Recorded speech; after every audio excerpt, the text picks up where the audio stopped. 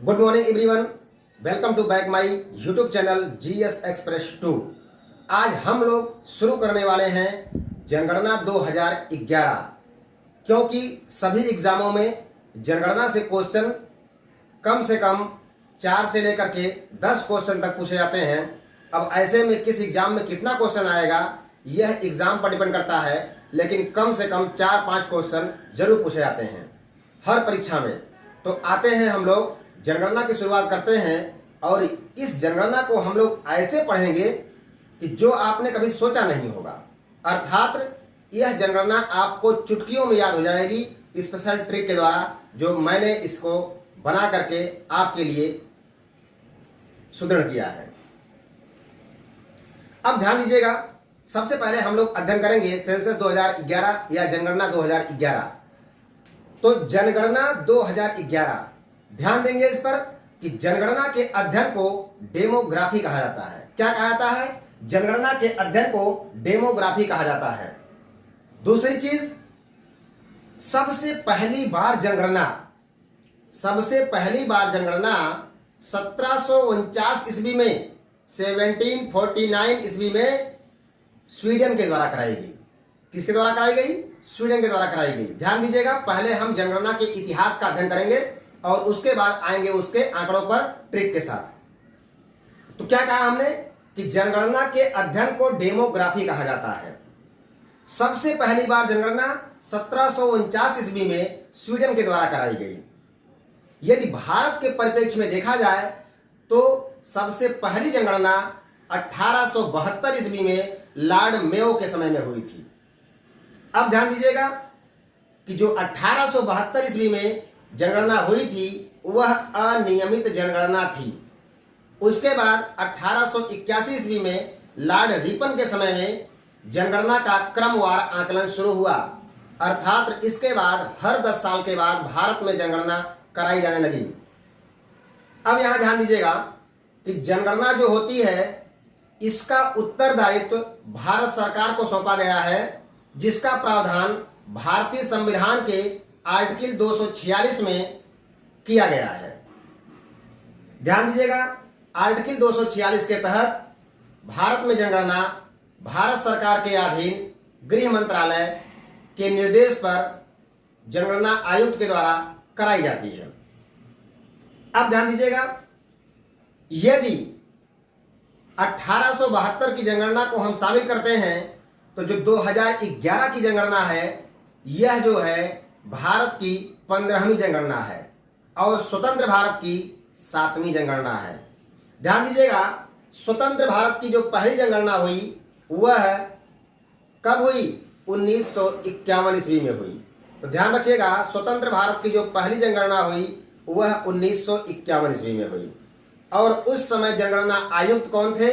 तो उस समय जनगणना आयुक्त R.A. गोस्वामी थे। कौन थे? R.A. गोस्वामी थे। अब ध्यान रखिएगा, अगर आपसे पूछे कि प्रथम जनगणना आयुक्त कौन था तो आप कहेंगे प्रथम जनगणना आयुक्त W. प्लावेन थे। यदि आपसे पूछे कि जो 2011 की जनगणना हुई उसमें जनगणना आयुक्त कौन थे तो आप कहेंगे डॉक्टर C. चंद्रमौली थे। ठीक है, उससे पहले आप ये ध्यान रखेंगे कि जनगणना का महान विभाजन वर्ष पूछा जाता है। तो जनगणना का महान विभाजन वर्ष 1921 को कहा जाता है। किसे कहा जाता है? वर्ष 1921 को कहा जाता है। ध्यान रखिएगा, द ग्रेट डिवाइडिंग ईयर अगर पूछे तो आप कहेंगे 1921 को बोला जाता है जनगणना का महान विभाजन वर्ष या द ग्रेट डिवाइडिंग ईयर। यदि आपसे पूछे कि जनगणना का लघु विभाजन वर्ष किस वर्ष को कहा जाता है तो आप कहेंगे कि जनगणना का लघु विभाजन वर्ष 1951 को कहा जाता है। ठीक है, अब आपको जानना है कि सबसे पहली बार जाति पर आधारित जनगणना कब कराई गई थी। तो आप कहेंगे कि सबसे पहली बार जातीय पर आधारित जनगणना 1931 में कराई गई थी। किसमें कराई गई थी? 1931 ईस्वी में। तो उम्मीद है कि जनगणना का जो इतिहास है यह आपको समझ में आ गया होगा। ठीक है, अब हम आते हैं अपनी स्पेशल ट्रिक को लेकर के कि जिसके द्वारा आपको जादुई तरीके से इसके आंकड़ों को याद कराया जाएगा और आप इसे याद कर लेंगे, और ऐसी कोई ट्रिक नहीं है कि जो आपके मन में याद नहीं होगी। यदि आपसे पूछा जाए कि आप युवावस्था के हैं, कंपटीशन की तैयारी कर रहे हैं, और आपसे कहा जाए कि ये भाई ये बताओ कि तुम्हारा विवाह करने का मन कहता है, तो आप हो सकता है कि शर्म के मारे न कहें, लेकिन हकीकत यही है कि विवाह करने का मन तो सबका कहता है। अगर आपसे पूछेंगे तो आप कहेंगे सर मेरा नहीं कहता है, इसका कहता है, एक दिन मुझसे कह रहा था। तो यहां ध्यान रखिएगा, ऐसी कंडीशन में हमने ट्रिक भी ऐसी बनाई है कि जो दूसरे पर डिपेंड हो। अर्थात जो हमारी ट्रिक है वह यह है कि उसके मन ने कहा ब्याह कब होई। क्या कहा मैंने? उसके मन ने कहा ब्याह कब होई। तो ध्यान दीजिएगा, इसमें जो उसके शब्द है, मन शब्द है, कहा शब्द है, ब्याह शब्द है और कब शब्द है, यह सब का अपना अपना विशेष मायने होता है। ध्यान रखिएगा, जनगणना के अलग अलग सेक्टर होते हैं। जैसे आप जानते हैं, कोई अगर आपसे पूछेगा कि क्षेत्रफल के हिसाब से 2011 की जनगणना के अनुसार भारत का सबसे बड़ा राज्य कौन सा है, तो आप कहेंगे राजस्थान है। यदि जनसंख्या के आधार पर पूछ देगा तो आप कहेंगे उत्तर प्रदेश है। तो कहने का मतलब क्षेत्रफल, जनसंख्या, 10 की वृद्धि, जनघनत्व, लिंगानुपात, यह सब क्या है? यह सब जनगणना के सेक्टर होते हैं। तो हम सारे सेक्टरों का अध्ययन करेंगे। तो यहां पर जो हमने आपको ट्रिक लिखी हुई है कि उसके मन ने कहा ब्याह कब हुई, तो इसका मतलब यही है कि जो उसमें अलग अलग शब्द हैं वह अलग अलग सेक्टर को दर्शाते हैं। तो आइए हम जानते हैं कि यह अलग अलग सेक्टर को कैसे दर्शाता है। सबसे बड़ी खास बात यह है कि हम किस आंकड़े को कहां से जोड़ेंगे, यह आपको देखने के लिए बहुत ही महत्वपूर्ण है। और एकदम धैर्य बना करके इसको समझिए, मुश्किल से 5 से 7 मिनट में पूरी जनगणना आपके दिमाग में फिट हो जाएगी। तो ध्यान रखिएगा, जो इसमें पहला शब्द है इसको हमने जनसंख्या के सेक्टर, इसको हमने जनगणना के सेक्टर किससे लिया है? जनसंख्या से लिया है। तो ध्यान रखिएगा, जो पहला शब्द उसके है इसको हमने जनसंख्या से जोड़ा है। और आप जानते हैं कि जो पहला शब्द है, यहां पर पहले शब्द का पहला अक्षर उस सेक्टर के हाईएस्ट डेटा को शो करेगा, और पहले ही शब्द का दूसरा जो अक्षर रहेगा वह उस सेक्टर के दूसरे जो है अर्थात सबसे कम डेटा को शो करेगा। कहने का मतलब यही है कि यहां पर ध्यान रखिएगा कि जो भी मैं बोल रहा हूं आपको, यह आपके लिए एकदम इंपॉर्टेंट है। फिर से ध्यान रखिएगा, क्या मैंने कहा? मैंने यही कहा आपसे कि जो पहला शब्द है यह, उसमें जो पहला अक्षर है वह जनसंख्या के सबसे हाईएस्ट डेटा को शो करेगा, और जो दूसरा जो अपना अक्षर है वह उस क्षेत्र के लोएस्ट डेटा को शो करेगा।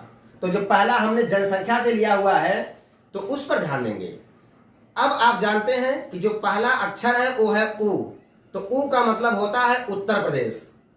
अगर आपसे पूछे कि जनगणना 2011 के अनुसार सबसे अधिक जनसंख्या वाला राज्य कौन सा है, तो आप कहेंगे यहां लिखा है उ, और उ का मतलब होता है उत्तर प्रदेश। सर ने बताया कि पहला अक्षर हाईएस्ट डेटा को शो करेगा और दूसरा अक्षर लोएस्ट डेटा को शो करेगा। इसका मतलब यही है कि जनसंख्या के हिसाब से अगर देखा जाए तो 2011 की जनगणना के अनुसार भारत की सबसे अधिक जनसंख्या वाला राज्य कौन सा है, तो आप कहेंगे उत्तर प्रदेश है। ठीक है। अगर आपसे पूछे कि सबसे कम जनसंख्या वाला राज्य कौन सा है, तो आप कहेंगे उसके सा लिखा है, इसका मतलब सिक्किम है। कौन सा है? सिक्किम है। तो उम्मीद है कि जनसंख्या का ये पार्ट आपको समझ में आ गया होगा, पहला सेक्टर आपको समझ में आ गया होगा। अर्थात जनगणना 2011 के अनुसार भारत का जनसंख्या की दृष्टि से सबसे बड़ा राज्य उत्तर प्रदेश है और सबसे छोटा राज्य सिक्किम है। अब हम आगे बढ़ते हैं दूसरे सेक्टर पर। तो दूसरा सेक्टर आपका दिया है उसके मन। तो मन शब्द है, तो मन शब्द को हमने जोड़ा है बेटा किससे? 10 की वृद्धि से। ध्यान रहे, 10 की वृद्धि से जोड़ा है। तो अब यहां पर आप ध्यान देंगे, 10 की वृद्धि क्या होती है, सबसे पहले हम उसे जानेंगे। आप सभी लोग जानते हैं कि जनगणना जो होती है यह हर 10 साल के बाद होती है। जब 10 साल के बाद होती है, इस बीच में कोई भी परीक्षा होगी तो उसमें अगर जनगणना 2011 आपका आ गया है तो आ जाने के बाद जो है वह 2021 तक जो है काम करेगा। कोई भी एग्जाम होगा उसमें आपको 2011 के ही आंकड़े दर्शाने होंगे। ऐसा नहीं कि सर इस समय तो जनसंख्या की ठीक है आबादी बढ़ गई है या किसी का लिंगानुपात बढ़ गया है, उससे कोई मतलब नहीं है। जब भी वो आएगा तो क्वेश्चन आप कोष्टक में दिया रहेगा जनगणना 2011 के अनुसार। तो इसलिए अब तक हम लोग 2021 तक हम लोग 2011 के आंकड़ों को ही पढ़ते हैं। अब जब 2021 में जनगणना दोबारा हो जाएगी तब उसके आगे हम इसका अध्ययन करेंगे कि 2021 की जनगणना है इसमें क्या सिस्टम है उसको जानेंगे। तो आइए हम लोग देखते हैं कि जो दूसरा शब्द हमारा मन है, हमने कहा ये 10 की वृद्धि को शो करता है। 10 की वृद्धि क्या होती है? 10 की वृद्धि का मतलब कि जनगणना हमेशा 10 साल के बाद होती है। 2001 से लेकर के 2011 के मध्य किस राज्य ने जनसंख्या में कितना ग्रोथ किया यह दर्शाता है 10 की वृद्धि को। तो इसका मतलब कि अब हम देखेंगे कि कौन सा राज्य ऐसा है जिसकी 10 की वृद्धि 2011 की जनगणना के अनुसार सबसे ज्यादा है। तो ध्यान रखेंगे आप इसमें कि भैया इसमें माँ है और माँ का मतलब होता है मेघालय। क्या होता है? माँ का मतलब होता है मेघालय। अब ध्यान दीजिएगा, अगर आपको डेटा भी अपने दिमाग में रखना है तो आप दिमाग में रखेंगे 27.8% की वृद्धि हुई थी। कितना हुई थी?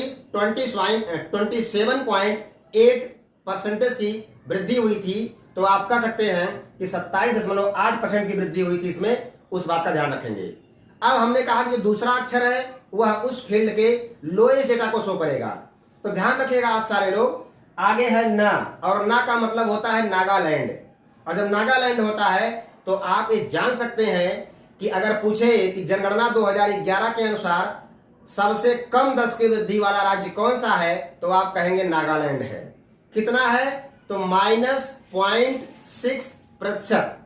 तो इसका मतलब आप जानते हैं कि यह बिल्कुल नगण्य के बराबर है। नगण्य के बराबर क्यों है? क्योंकि माइनस में है। अगर हमको इस पर आगे बढ़ना होगा तो हम आएंगे -6 से -5, -4, -3, -2, -1, फिर 0, तब जाके हम 1 पे आएंगे। इसका मतलब ये हुआ कि भाई ये बहुत ही कम आंकड़ा है, अर्थात नगण्य के बराबर है। तो सबसे कम 10 की वृद्धि वाला राज्य कौन सा है? नागालैंड है। अब हम आगे बढ़ते हैं। आगे आपका दिया है कहा, और जब कहा दिया है तो आप ये समझ सकते हैं कि इस कहा शब्द को हमने जोड़ा है लिंगानुपात से। ठीक है, किसे जोड़ा है? लिंगानुपात से। तो ध्यान रखिएगा, यहां पर इस कहा शब्द को जोड़ा है लिंगानुपात से। तो अब आपको यहां ध्यान देना है, अगर पूछे कि भारत में जनगणना 2011 के अनुसार सबसे ज्यादा लिंगानुपात किस राज्य का है तो आप कहेंगे, कह दिया है, इसका मतलब केरल है। ठीक है, और जब केरल है तो ये क्या होता है लिंगानुपात? पहले इसको जान लीजिए। लिंगानुपात का मतलब होता है कि यहां पर 1000 पुरुषों पर कितनी महिलाएं विवाह के लिए योग्य मिल रही हैं या एलिजिबल हैं। बात समझ में आ गई? तो कहने का मतलब यही है कि हर 1000 पुरुष के पीछे कितनी महिला विवाह के लिए योग्य है, यह देखा जाता है लिंगानुपात में। तो ध्यान रखिएगा, केरल में हर 1000 पुरुष के पीछे 84 महिला एक्स्ट्रा है, अर्थात 1000 पर 1084 महिला है। कहने का मतलब केरल की कंडीशन इतनी अच्छी है कि अगर 84 पुरुष डबल विवाह भी कर लेते हैं तो भी वहां विवाह की कोई समस्या नहीं आएगी। अब आते हैं लोएस्ट वाले पर। तो कहा लिखा है, हा का मतलब है हरियाणा। अगर पूछेगा कि जनगणना 2011 के अनुसार सबसे कम लिंगानुपात वाला राज्य कौन सा है तो आप कहेंगे हरियाणा है। और हरियाणा का यह आंकड़ा है कि 1000 पुरुष पर 879 महिला है। और जब 879 महिला है तो अर्थात हर 1000 पुरुष के पीछे 121 महिला कम है। कहने का मतलब कि हर 1000 पुरुष के पीछे 121 का विवाह नहीं होना है। तो यहां ध्यान रखिएगा, यहां का लिंगानुपात सबसे कम है राज्यों में। अब हम आते हैं अगले सेक्टर पर। जो अगला सेक्टर आपका दिया हुआ है, यहां हो गया उसके मन ने कहा, तो कहा हो गया ब्याह। अब आता है अगला सेक्टर ब्याह। और ब्याह जानते हैं वैसे भी टिपिकल वर्ड है, क्योंकि विवाह जो है जब पड़ता है तो खुशी भी होती है, ठीक है, भले ही बाद में चल करके गम हो वो अलग बात है, लेकिन यहाँ ध्यान रखिएगा कि विवाह जब पड़ता है तो मन में बहुत सारी खुशियां होती हैं, और जब खुशियां होती हैं तो आप जानते हैं कि विवाह होने के बाद आप जो है कहीं ना कहीं अपने परिवार को सेटल कर देंगे, और जब सेटल कर देंगे तो निश्चित रूप से जो है आपका परिवार जब वहां ग्रोथ करेगा तो आप जनसंख्या में वृद्धि करेंगे, और जब जनसंख्या में आप वृद्धि करेंगे तो जिस आप बेल्ट में रहेंगे उस क्षेत्र के जनघनत्व को बढ़ा देंगे, और जब जनघनत्व को बढ़ा देंगे तो हमने इसलिए ब्याह को जोड़ा है किस सेक्टर से, जनघनत्व से जोड़ा है। तो अब यहां ध्यान रखिएगा, जनघनत्व क्या होता है, 1 किलोमीटर लंबा और 1 किलोमीटर चौड़ा में कितने लोग निवास करते हैं यह दर्शाता है जनघनत्व को, ठीक है। तो अब ध्यान रखिएगा, अगर आपसे पूछे कि जनगणना 2011 के अनुसार भारत का कौन सा राज्य, भारत के कौन से राज्य की जनघनत्व सबसे ज्यादा है या किस राज्य का जनघनत्व सबसे ज्यादा है, तो आप कहेंगे केरल का सबसे, सॉरी, बिहार का सबसे ज्यादा है। किसका ज्यादा है, बिहार का सबसे ज्यादा है, क्योंकि आपका बियाह वर्ड है तो बी फॉर बिहार, और बिहार का कितना है तो ध्यान दीजिएगा यहां पर 1100 लोग, कहीं कहीं आंकड़ों में 1102 मिलता है, तो आप अपने माइंड में दोनों फिट करेंगे, 1100 या 1102 में से कुछ भी आए, ठीक है, लेकिन आप परफेक्ट रूप से 1100 ही याद करेंगे। यहां पर 1100 लोग 1 किलोमीटर स्क्वायर में निवास करते हैं। कहने का मतलब यही है कि यहां 1 किलोमीटर लंबा और 1 किलोमीटर चौड़ा में बिहार में टोटल 1100 लोग निवास करते हैं, और जब 1100 लोग निवास करते हैं तो वहां का जनघनत्व सबसे ज्यादा है। अब यहां ध्यान रखिएगा, अगर केंद्र शासित प्रदेश और राज्यों की तुलना दोनों में से अगर पूछा जाए कि भैया केंद्र शासित प्रदेश और राज्यों में सबसे ज्यादा मिलाकर किसका जनघनत्व ज्यादा है, तो आप कहेंगे अगर दोनों को एक साथ लिया जाएगा तो उसमें नंबर 1 पर आएगा दिल्ली, जो आपका केंद्र शासित प्रदेश है, यह राज्य नहीं है। तो इसका कितना है, तो इसका जो आंकड़ा है वह है 11,297, अर्थात 1 किलोमीटर लंबा और 1 किलोमीटर चौड़ा में 11,297 लोग निवास करते हैं। इसका मतलब कि दिल्ली का जनघनत्व ऑल ओवर में सबसे ज्यादा है, ठीक है। तो अभी हम राज्यों पर चर्चा कर रहे हैं, अभी आएंगे उस पर, तो ध्यान रखिएगा। तो राज्यों में पूछेगा तो आप कहेंगे बिहार का कितना है, 1100 है प्रति व्यक्ति किलोमीटर स्क्वायर, ठीक है, आप प्रति व्यक्ति, ठीक है, किलोमीटर स्क्वायर। तो कहने का मतलब यही है कि 1 किलोमीटर स्क्वायर में 1100 व्यक्ति निवास करते हैं बिहार में। अब आता है आ का मतलब होता है अरुणाचल प्रदेश, ये शो करेगा उसके सबसे लोएस्ट डेटा को, अर्थात अरुणाचल प्रदेश की जो जनघनत्व है वो कितना है, 17 है। तो इसका मतलब कि 17 लोग जो हैं वह 1 किलोमीटर स्क्वायर में निवास करते हैं। तो ध्यान रखिएगा, अरुणाचल प्रदेश का जो जनघनत्व है वह राज्यों में सबसे कम है, अर्थात 1 किलोमीटर स्क्वायर में टोटल 17 लोग निवास करते हैं, ठीक है। अब ध्यान दीजिएगा, अब जो अगला आपका ठीक सेक्टर है वो कौन सा है, हमने पढ़ लिया उसके मन ने कहा ब्याह, अब आता है कब होई। तो कब होई का मतलब अब जो सेक्टर है आपका वो कब है, और कब को हमने जोड़ा है साक्षरता से। किसे जोड़ा है, साक्षरता से। तो यहां ध्यान देने की बात यही है कि का मतलब होता है बेटा केरल, और केरल की जो साक्षरता दर है वो कितना है, 94% है, अर्थात 94% लोग केरल में साक्षर हैं, ठीक है। वहीं सबसे लोएस्ट डेटा की अगर बात करता है तो कब होई, बा आता है, तो बा फार है बिहार। तो ध्यान देना है, बिहार का जो साक्षरता दर है वह 61.8% है। मतलब कि अगर राज्यों में पूछा जाए कि सबसे ज्यादा किसकी साक्षरता दर अधिक है, तो आप कहेंगे केरल की, यहाँ 94% लोग साक्षर हैं। अगर पूछेगा सबसे कम किस राज्य की है साक्षरता दर, तो आप कहेंगे बिहार की है, वहां 61.8, ठीक है, प्रतिशत लोग साक्षर हैं। तो ये रहा बेटा आपके पूरे डेटा का शो, और उम्मीद करता हूं कि आपको पूरी तरह से याद हो गया होगा। अब ध्यान रखिएगा, यह हमने, ठीक है, सारे सेक्टरों का अध्ययन कर लिया। एक सेक्टर हमारा छूटता है क्षेत्रफल। तो इसे सारे लोग जानते हैं कि अगर पूछेगा जनगणना 2011 के अनुसार भारत का सबसे बड़ा क्षेत्रफल वाला राज्य कौन सा है, तो तुरंत आप कह देंगे राजस्थान है। अगर पूछेगा सबसे छोटा राज्य कौन सा है, तो आप कह देंगे कि भैया गोवा है। गोवा जो है क्षेत्रफल की दृष्टि से भारत का सबसे छोटा राज्य है। अब हम आते हैं केंद्र शासित के आंकड़ों पर, क्योंकि वह सिर्फ और सिर्फ राज्यों से नहीं पूछेगा आपसे, ट्रिक का काम बस यहीं पर एंड हुआ। अब हम आते हैं केंद्र शासित राज्यों पर कि जो केंद्र शासित राज्य हैं उनका जो है साक्षरता दर क्या है, उनका लिंगानुपात क्या है, जनघनत्व किसका ज्यादा है ना, तो 10 की वृद्धि किसकी ज्यादा है, तो ये सब पे हम आते हैं, एक बार फोकस करते हैं।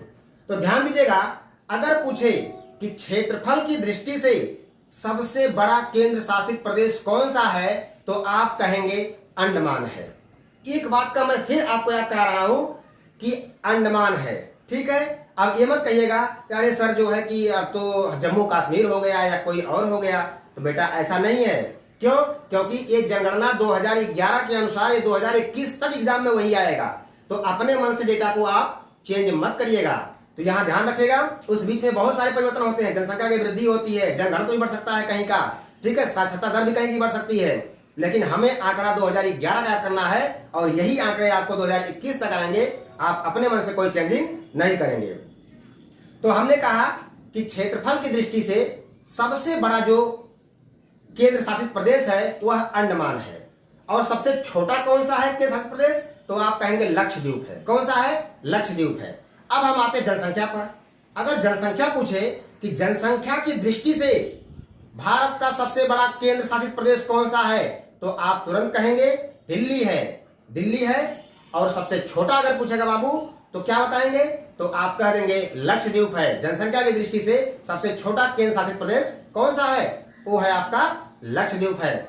तो उस पर ध्यान रखिएगा। अब हम आते हैं लिंगानुपात पर कि भैया लिंगानुपात की दृष्टि से अगर देखा जाए तो सबसे बड़ा केंद्र शासित प्रदेश कौन सा है, अर्थात किस केंद्र शासित प्रदेश का लिंगानुपात सबसे ज्यादा है, तो आप कहेंगे पुदुचेरी का। किसका है? पुदुचेरी का। और पुदुचेरी का लिंगानुपात क्या है, यहां पर 1000 पुरुषों पर 1038 महिलाएं एलिजिबल हैं, अर्थात यहां भी पुरुषों की अपेक्षा 38 महिलाएं एक्स्ट्रा हैं, ठीक है। अब हम आते हैं कि सबसे कम लिंगानुपात वाला राज्य कौन सा है, तो सबसे कम लिंगानुपात वाला केंद्र शासित प्रदेश वह बेटा है, कौन सा है? दमन दीव। कौन सा है? दमन दीव। यहां कंडीशन क्या है, यहां 1000 पुरुषों पर 618 जो है महिलाएं हैं, अर्थात यहां हर 1000 पुरुष के पीछे सिर्फ 618 का विवाह होगा, अर्थात यहां महिलाएं हर 1000 पुरुष के पीछे कितना है? 618 एलिजिबल हैं, अर्थात यहां तो विवाह करने में समस्या हो जाएगी। तो ध्यान रखिएगा। आगे हम लोग बढ़ते हैं जनघनत्व पर। अब जो सेक्टर हमारा आता है जनघनत्व का, यह कहता है कि भैया जनघनत्व के हिसाब से सबसे बड़ा केंद्र शासित प्रदेश कौन सा है, तो आप कहेंगे दिल्ली है, जो मैंने अभी आपको बताया था।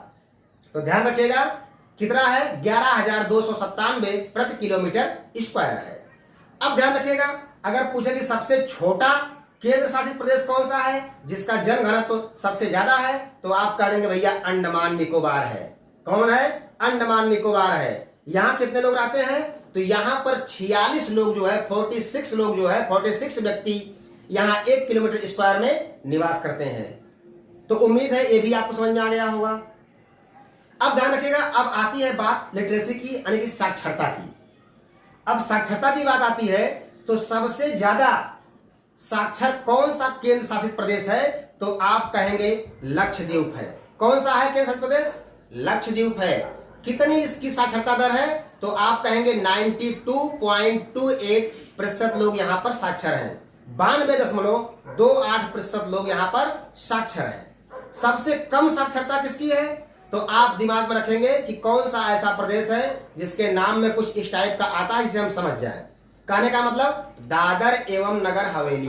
तो यहाँ के लोग दादा बनने का प्रयास करते हैं, इसलिए यहाँ की साक्षरता क्या है? सबसे कम है। तो सबसे कम साक्षरता दर वाला जो केंद्र शासित प्रदेश है वह आपका है दादर एवं नगर हवेली।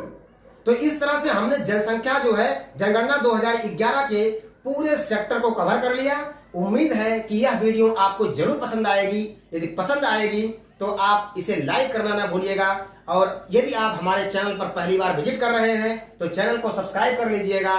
और दूसरी चीज कि अगर आपको वीडियो अच्छा लगा है तो हमें कमेंट बॉक्स में जरूर बताइएगा। और हमसे जुड़ी हुई सारी वीडियो को देखने के लिए आप जो है डिस्क्रिप्शन में नीचे मैंने अपने टेलीग्राम चैनल का लिंक दिया हुआ है, आप उसे फॉलो कर लीजिए। सारी वीडियो वहां पर भी आपको अवेलेबल होगी और साथ में वहां पर आपको पीडीएफ भी मिलेगा।